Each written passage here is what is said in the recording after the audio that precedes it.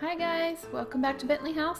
I'm Ara and today we're going to be working on the floor of my Addams Family Conservatory. This is a Real Good Toys dollhouse kit. It's an addition and I will show that to you in a minute. I am going to be making an aged floor. It's supposed to look old and used and I'm really excited to get started on it. Like I said, I'm going to show you the kit that it is. It can fit onto the Allison Jr. The Allison Jr. is actually what I used for the main body of my Addams Family house, and this is, yes, Conservatory Edition is what it's called. So if you're interested in that, you can look it up. But today we're just working on the floor. I will work on the other parts in future videos, but I wanted to, you gotta start somewhere. One thing I want to point out is that even though I don't have the door finished or even painted, I've put it back into the kit. And this is very important because I'm going to make a pattern of the floor and I want to make sure that the pattern is accurate for when the door comes back into the kit whenever I've painted it and finished it. So if it makes some kind of indentation in the pattern of the floor, I want to make sure I have that. So I've just taped it on so that I know where it goes. That way I can be confident that when I put my floor in, it's not going to block the door at all. The first thing I'm going to do is make my pattern for the floor. And this is really easy using old scraps of paper. So anytime I misprint something or just have something extra, I keep it because I use them to make patterns, not just for the floors, but if I'm putting wallpaper up on the wall, this is a really easy method. So what you want to do is make sure your paper all has 90-degree angles and you want to cut them a little bit smaller than what you think you'll need. So you want them small, if I can explain this, so that you can get them into the corners. So if you have a more complicated floor plan than the one I have now, which is basically a square, cut them into even smaller pieces so that you can get around corners. So the basic method is that one at a time, I'm going to lay paper into the floor and then I'm going to use masking tape to tape the pieces together. And this is going to help me make a very accurate pattern that I can use to cut my floor out of another piece. Yes, it's true that you can just measure, but I always end up messing that up somehow. I don't have the ruler all the way up against the wall or I write the numbers down, so this is just my foolproof way of making sure that I can get the floor to fit exactly when I put it into my dollhouse. So after I'm done with that, I'm going to write the word top, just so I can remember which side is the top, and also mark the door so that if I want to do anything special around where the door is, I know where it is, and I also don't accidentally mix up which side it goes in and feel like I've messed up. So now that I have this piece, I can take the piece that I'm going to make my floor out of. This is 1/16 inch thick mat board, and mat board is the kind of board that they use in framing. I get that question a lot and it's really useful, and it's like pressed paper layers, and so that's why I use it for this. So I'm going to make sure that my top of my pattern is up and the top of the mat board is up, the part that I want to use. And I'm actually going to use this dark red color in the floor, so that's why I have that part up. The other side is white. So I'm going to line it up the best I can on the edge, and I'm going to use a pencil to mark out the edge of my pattern. After I've marked it with a pencil, I'm going to make sure I remark where the door is so that that information is transferred onto the floor. And then with a box cutter or an X-Acto knife, I prefer a box cutter because it fits easier into my hand, I'm going to cut just on the inside line of my pencil line. That way I can make sure I get the most accurate cut possible.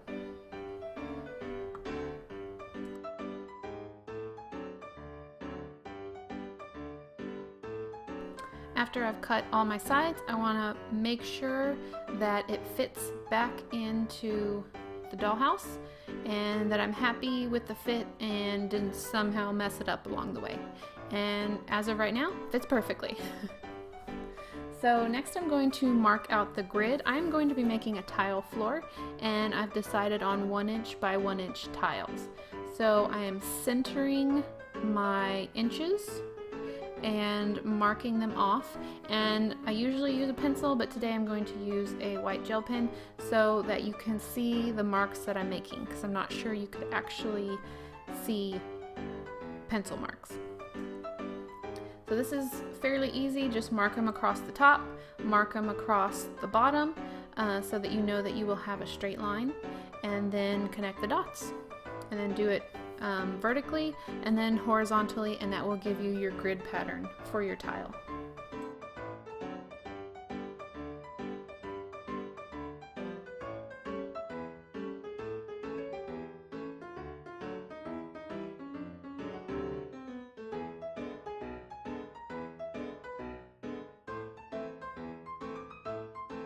One thing I forgot to mention is you want to make sure that your door opens once your floor is in.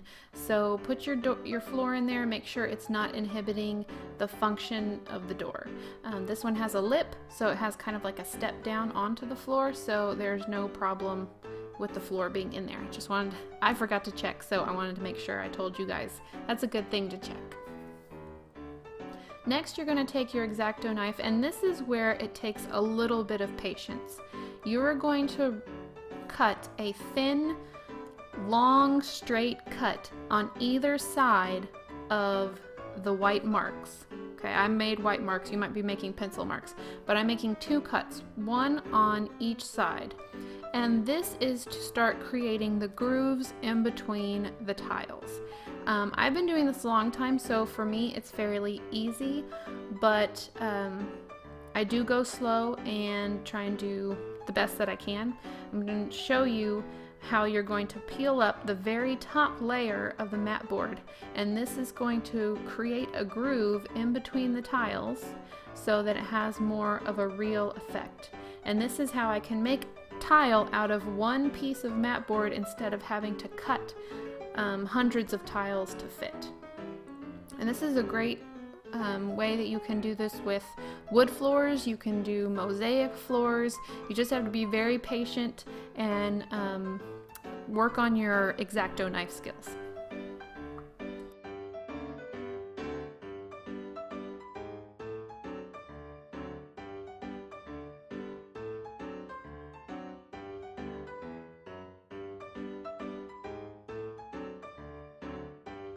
Once I have all those little bitty tile grooves cut out, I'm actually going to take a file. This is a very small file, and I'm just going to run it in between all the grooves of the tile.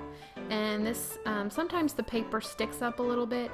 You'll see like these little crumb-like things come out when I do that, and it's just helping me accentuate the grooves in between the tiles. After that, I'm going to use Mod Podge, and this is to seal the top of the tiles. I am going to be using a lot of acrylic and water together to make some wash paints, and it's important for me to seal this because otherwise the paper is going to soak up all that water and paint, and it could actually ruin my floor. So I am just going to spread Mod Podge all over to give it that first protective coat. This next part is the fun part. This is where we get to age it and turn it into an old tile floor. You can just get dark colors. So I'm using black and I'm using a dark brown. First thing I want to do is get some dark colors into those tile grout lines, because if this was a floor that was in an ancient old haunted, maybe even mansion, those floor grout lines would be a mess. So I just mixed some black, a little bit of brown, and I poured in some water because I do want it to be a bit watery so that when I put it down it kind of spreads into the grout lines, and this will give it a little bit more of an even effect. It's also going to get a little bit on the tiles, but I'm okay with that because over the years that dirt would have built up and stayed on top of the tiles. So that's why I like doing things that are aged, because you can be a little bit messy and people think you did it on purpose. So have fun with it and don't worry about that too much if you're trying to do this.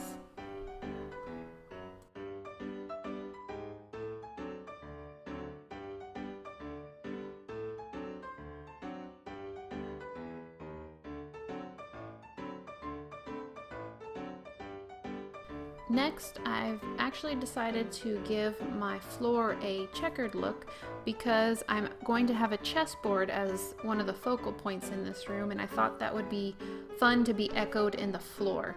So I'm going to keep half the tiles red, and then I'm going to paint the other half of the tiles black. I really love this part about being creative in a dollhouse. Not many people think of the floor as being a place where you can show your creativity, but you can include patterns and little hidden messages, trapdoors, things that people don't notice at first, but the longer they look at your project, more and more things come through different details you put into your work. The reason I decide to do this after I do the grout lines is because with the grout lines I like to be able to dab up extra water, and if that water for some reason gets onto the painted tiles, there is a chance that I could pull up some paint I already put down with my paper towel, especially if it's not dry all the way. So I just always do the grout lines first.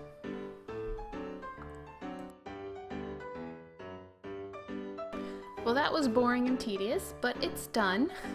And now I'm going to be able to use some more washes that I create with acrylic paint.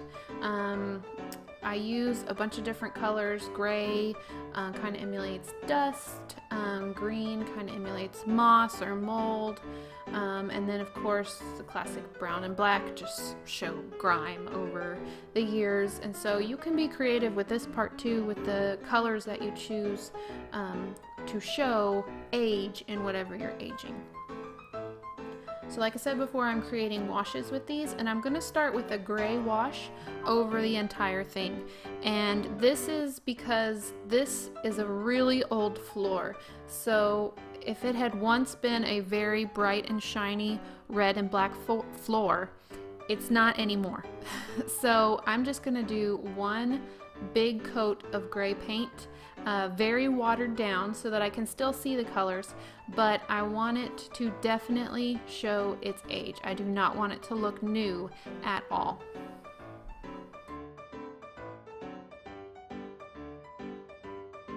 Another good way to think through your aging process is to think about what might have been happening in that room. So this is Morticia's conservatory in my Addams Family Mansion, so she will definitely have been watering pots, watering plants, and so there's going to be drops everywhere. So I'm making sure that I put a ton of those drops all over the place, and I also made sure to get some of that mossy green into the grooves where maybe moisture had gotten there and some of that moss or mold had started to grow.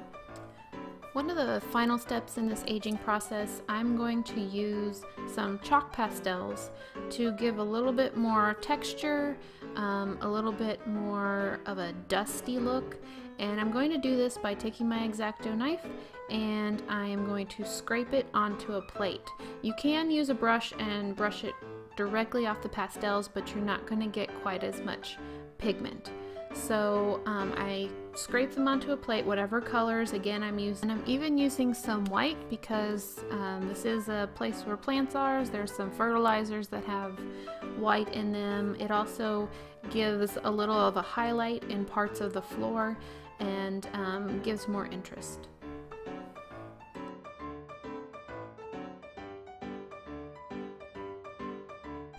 And there you go. That is one old, messed up tile conservatory floor. And I love it. And don't be afraid to get dirty because, oh my goodness. So after that, you do not want to put another layer of Mod Podge. You want to use a spray matte finish. If you try and brush Mod Podge on there, it will brush off all the chalk pastel that you just used. It'll move it around to places you don't want it. So just go ahead and use that matte spray and it will take away some of the chalky look, but for the most part you can still see it on there. That is the best way to finish off that floor. And I'm just showing you that I still marked where the door was, so I can put that in there. Make sure that it fits, that I like the look that's in there. I want to dry fit it. The mat board did expand just a little bit because of all the water products that I used, and that's okay. I just want to make sure that when I push it into place, it really does lay flat. Otherwise, I can take a very small sliver off one end. To glue it down, I'm just going to use regular Elmer's Carpenter's wood glue, and I'm not going to put it on the piece. I'm actually going to put it on the floor. I want to make sure I get it into all the grooves and crevices, put a nice layer on there so I know that it will stick for a very long time to come. And then last but not least, I'm just going to stick it down, make sure that the corners are in the right spot, everything's laying flat, and that glass thing you see off to the side is just a very heavy glass dome that I hope to put a project in someday, but for right now it's great for making sure that things lay flat. So I put that cardboard in there to kind of protect the floor and to protect the dome, that they stick together. But yeah, I hope that was helpful. I'm really happy with the outcome. I'm excited to work on the walls because I think that will start to bring that whole room together. As you can see, I already have some pieces to go in it, so I'm excited to get this conservatory together. It's been sitting unfinished next to the main part of the house for a while, so stay tuned for those videos on the rest of putting this conservatory together. Thanks for joining me. Bye.